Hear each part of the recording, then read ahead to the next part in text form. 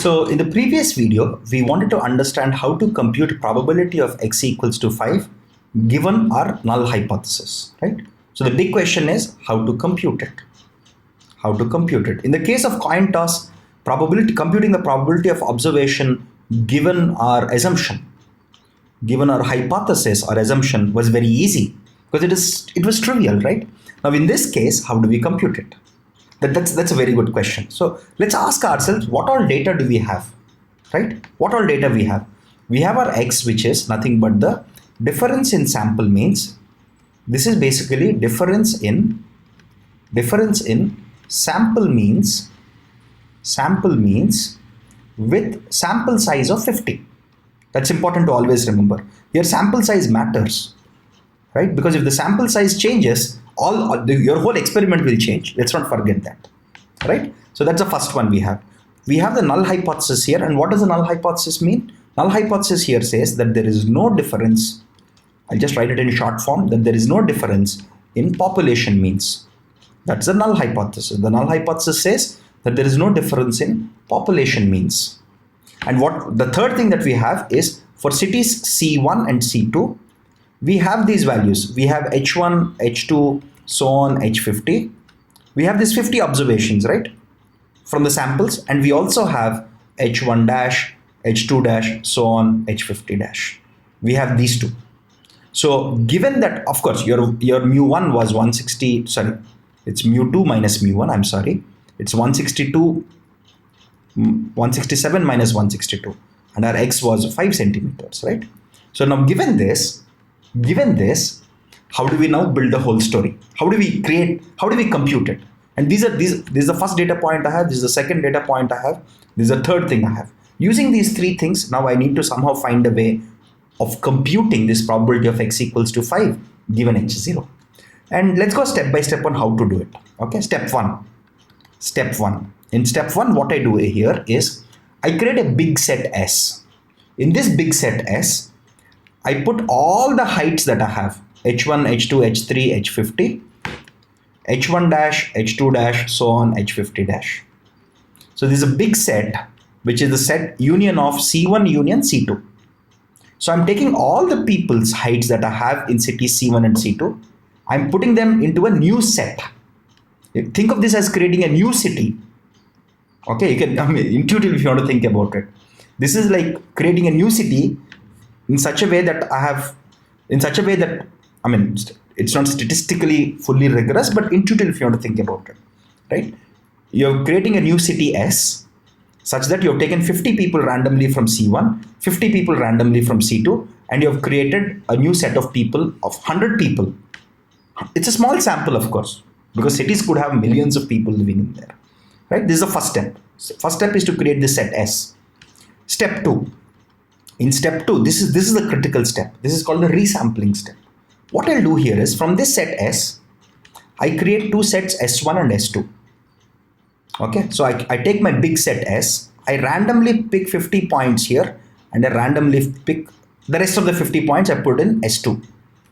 Okay, and I'm doing this randomly. Remember, I'm doing this randomly selecting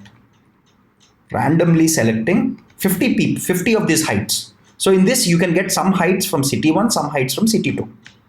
Right? In S1, you could have H1, you could have H2 dash, you could have H3, H4, you could have H5 dash, etc. Right? So in S1, you're sure to have, because you're randomly picking from the set of S. S has 100 points, right? Remember, S has 100 points. You're randomly picking 50 points and putting them in S1. The rest of the random points you're putting in S2, right? Now, for S1 and S2, you can compute the mean height in S1.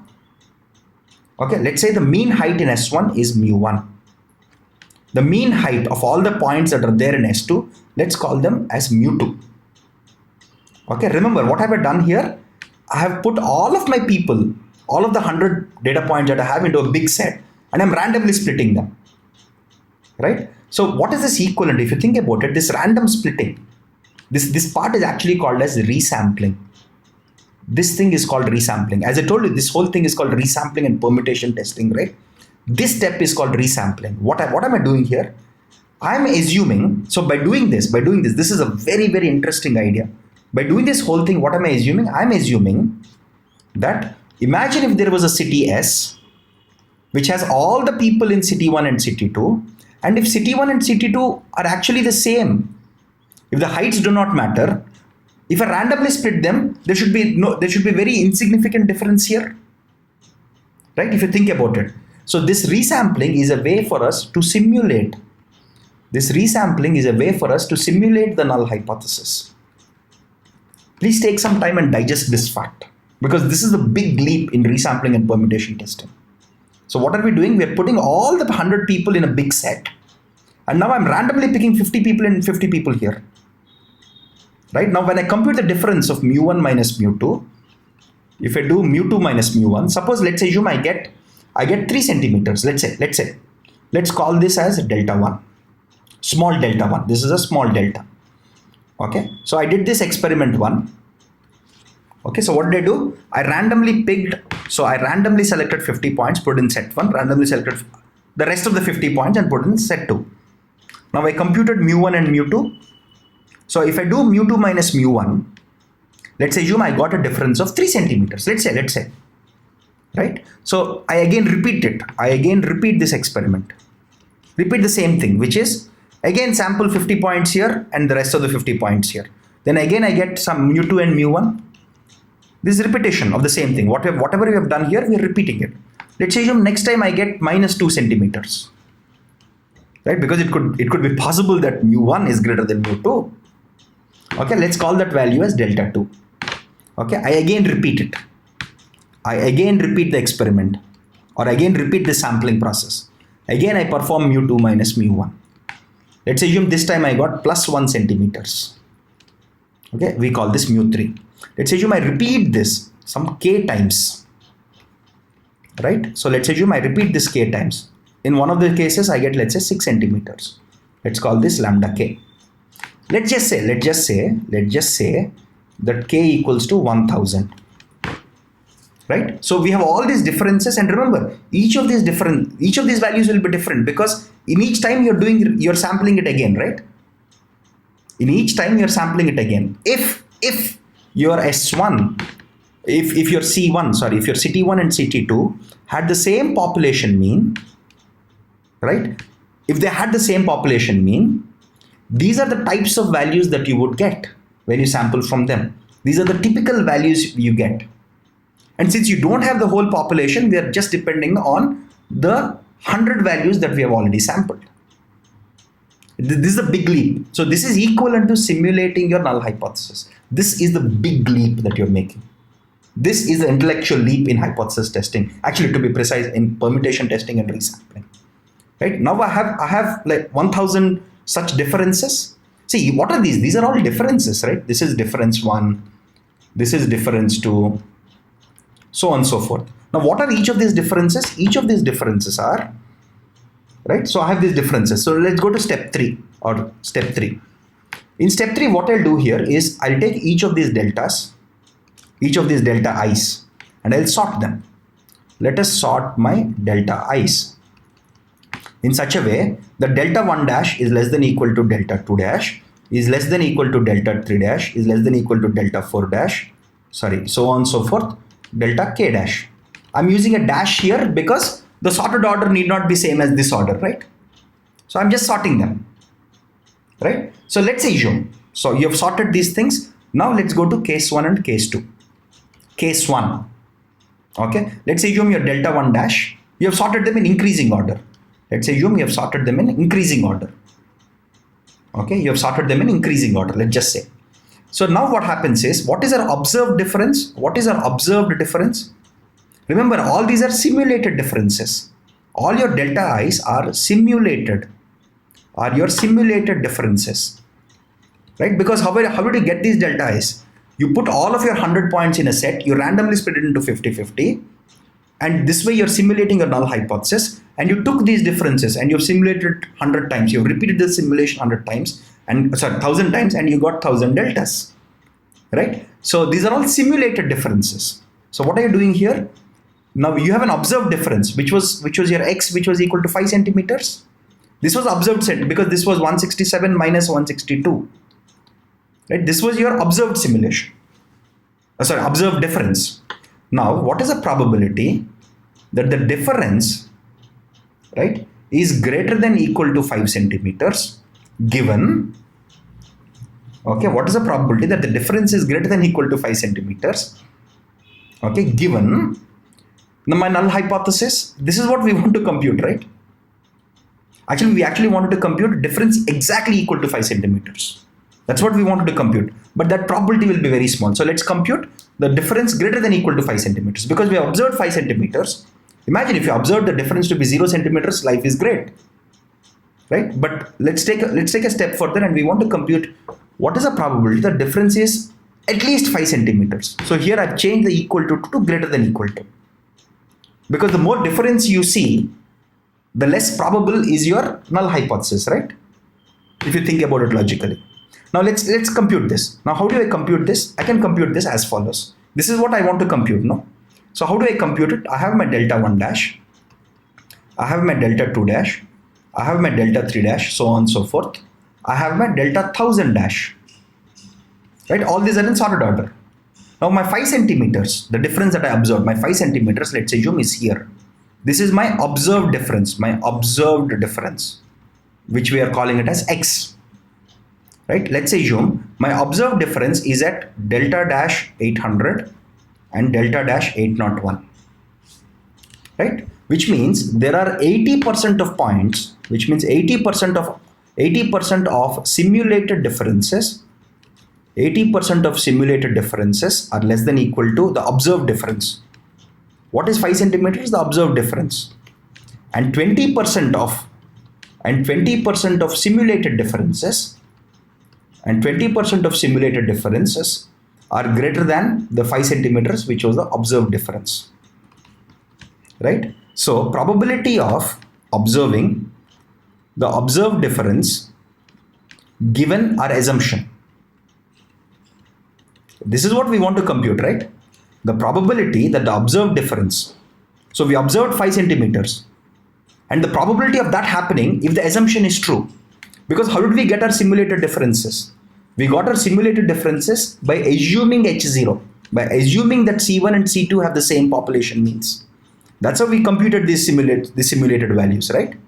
So the probability of the observed difference being greater than equal to 5 centimeters, given our assumption, is 20, because the 20% simulated points, which have a value of greater than 5 here, so this will be 20%. And since this is nothing but your p-value, right? Your p-value is probability of observation given assumption. Right here, your difference is 20. Your probability of observing the difference of 5 centimeters or more, given a null hypothesis, here this is X is greater than equal to 5 centimeters, and this is your H0, is 20%, which is significant.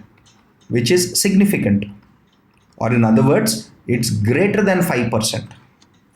Anything greater than 5% we call significant. This is just a rule of thumb. There is no hard and fast rule about the 5%. But this is not a very small number. And hence we say, since this is something that we have observed, 5 centimeters is what we have observed. Right? And this can't be right, this can't be wrong. This has to be right. And since this probability is also significant, our assumption also must be true. So our assumption must be true. Our assumption must be true, which means we accept our null hypothesis. Right? So to read it in English, the probability of observing a difference of 5 centimeters between the sample means, I'll try to read it in English, by the way. So the probability of observing a difference of greater than equal to 5 centimeters in sample means of heights with a sample size of 50, assuming that there is no population difference in means of heights, is 20%. And since this value is significant, our assumption must be true, because our observation cannot be true because we've observed it. And hence we accept our null hypothesis. Now let's take case 2. Case 2, let's take. In case 2, what happens? You have your delta 1 dash, you have your delta 2 dash, so on and so forth. You have your delta 1000 dash. Right? You have your delta 1000 dash. Let's assume the 5 centimeter value, your X basically, your observed This is your observed difference. Let's assume your observed difference, right, is such that 97% of points are here and only 3% of points are here, which means this is at delta dash 970 and delta dash 971, right? Then let's write it, right? So 97% of your values are here, only 3% of your values are here. Then the probability of making an observed difference of greater than equal to 5 centimeters given my null hypothesis or my assumption is equal to 3%, right? Because the simulated values came from assuming the null hypothesis, right? So if I made the simulated differences, 97% of the simulated difference are less than 5 centimeters. Only 3% are greater than the observed difference, right? In other words, the probability of the observation given assumption is only 3%. And we know that the observation is not right. Observation is always right because that's observation we have seen.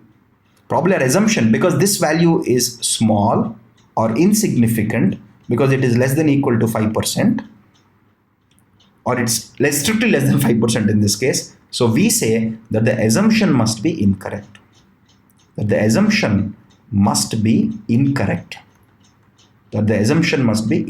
In other words, we reject our null hypothesis. Because when we assumed our null hypothesis true and when we simulated these values, only 3% of them tend to be greater than the observed difference. And we can never say the observation is wrong because we have observed it. The only thing that can be wrong is the assumption or the null hypothesis, and hence we reject a null hypothesis. This whole process is called resampling and permutation testing. It's something that you have to be very, very careful when you do it in practice. I have seen a lot of people, including myself, let me be very frank with you, who have done this incorrectly. And remember, this whole idea of hypothesis testing and p-values is used extensively, not just in machine learning, in the whole area of science itself.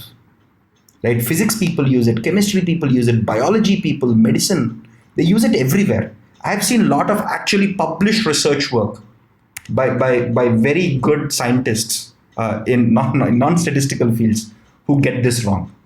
So you have to be very, very careful when you say what your p-value is and what your hypothesis testing is. The steps for it are very clear. You have to say what is your null hypothesis, what is the test statistic, okay, what are the sample sizes you are using in the test statistic, and what are the probabilities that you are computing, the probability of observation given assumption, right? You have to make these things extremely clear, otherwise there's a very high chance to goof it up, right? So resampling and permutation testing is one way for us to compute these probabilities, like in the case of differences of means. This field is massive. I mean, you can take a whole one semester course in hypothesis testing. I mean, we can spend one whole semester, like 30-40 hours of content looking at various cases on how to do hypothesis testing itself.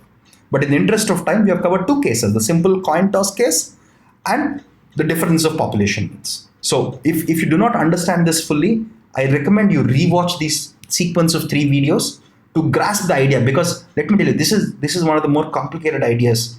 I think this will be one of the more harder ideas that you'll have to digest in statistics in this whole course. Let me be very frank with you.